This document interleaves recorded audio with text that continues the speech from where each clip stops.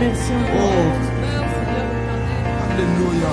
Dans ta grandeur, dans ta magnificence, Seigneur, dans ta plénitude, dans ta puissance, tu aurais pu, alléluia, exister pour toi-même. Mais il t'a plu de nous créer.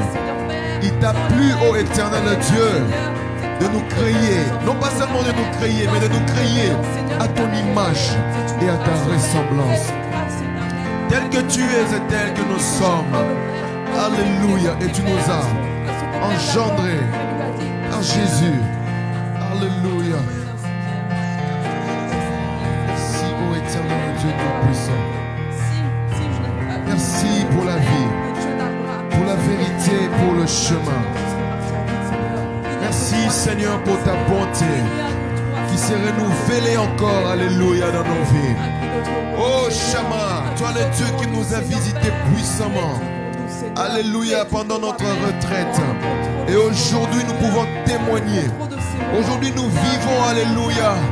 Nous palpons, alléluia, tout ce que tu as fait. Toi le Dieu qui a fait, qui fait et qui fera. Alléluia. Merci Seigneur pour ta vie. Merci Seigneur pour ta bonté. Merci pour ta miséricorde. Que ton nom soit béni, ô éternel Dieu. Tu es digne de louange, tu es digne d'adoration. Nul n'est comme toi, Yahweh. Merveilleux, Shama, El Shaddai, Adonai. Alléluia, que ton nom soit béni. Oh Shama. Merci Seigneur. Merci pour la liberté que nous avons retrouvée en toi. Oh Shama. Ramatalabaya Shaddai. Ragontalaba Shenamekai. Lama Shatarabaya. Rimantoraba Sheramekotarabaya Shaddai. Maikere Oshinemekoria Bashana Makarabaya Shekaye. Maramantalabaya Shekaramaya Goramea Katalaba. Rua Shekemaye, Rua Antalabai. Mero Intanemo Shekarimanta Diva Shaddai. Meramendo Shina Mekoria Bashena Meko. Ramantalabaya Shaddai. Reba Shekamantolaba. Romaya Kenta Divai. Rua Shakamaya. Ramedosh Antadika. Ramantalabaya. Roa Ekamadosh. Rimanto. Vaimeko. Rimandash Katalabaya. Kura et Koramenda Shaddai. Merci Seigneur pour la vie. Papa, nous avons besoin de toi. Mera Otalima et Koramedash. Et Ramidosh Atade Kariamata. Paramanta Libashaya Koramenda et Karabasheke. Tu es fidèle. Alléluia. Oh mon Dieu. Tu es fidèle. Alléluia.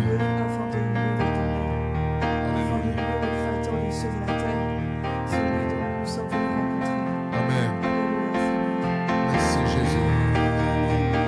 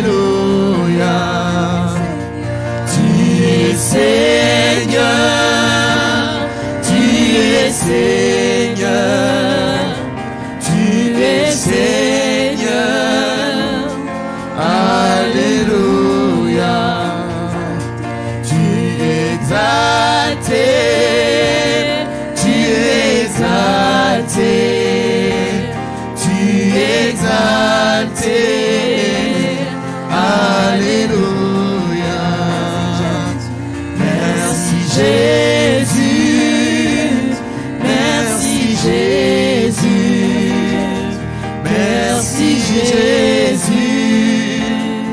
Alléluia. Alléluia. Alléluia. Alléluia. Alléluia. Reçois l'honneur, reçois l'honneur, reçois l'honneur. Alléluia. Reçois la gloire, reçois la gloire, reçois la gloire. Alléluia. Tu es magnifié, tu es magnifié, tu es magnifié. Alléluia. Tu es magnifié, tu es magnifié, tu es magnifié. Alléluia. Alléluia. Alléluia. Alléluia. Alléluia.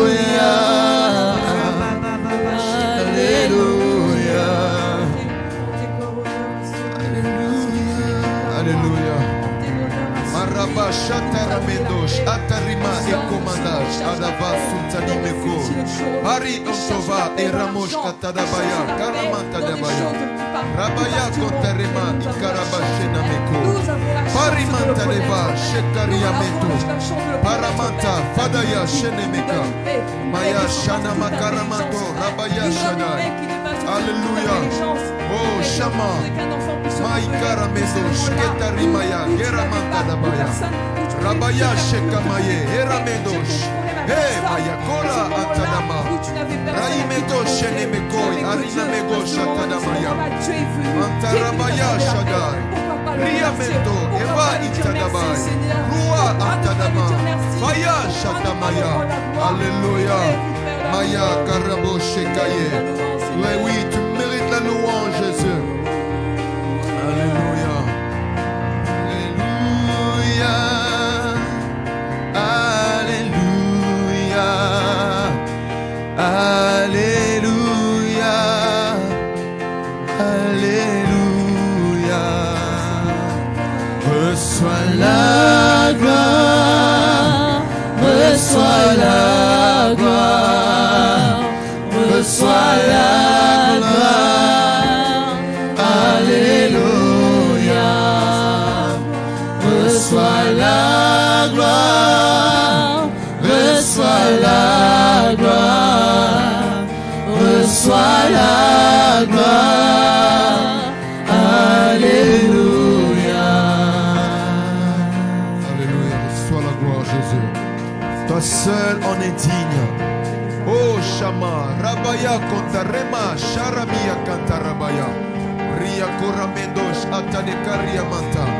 Rua Shakamaya Goromonta Diva Shaddai Sharamanta Labaya Shenemeko Rabaya Kontarema Shaddai Rame Etarabaya Rua Shekamayo Tanemago Shataramanta Dabaya Ramaya Kantadabaya Rabba Shakameyo Sharamanta Dabaya Rimagonta Rabaya Shaddai Remonta Labaya Sharamanta Dabaya Ramaya Kontarabaya. Alléluia. Alléluia. Fais-nous voir ta gloire.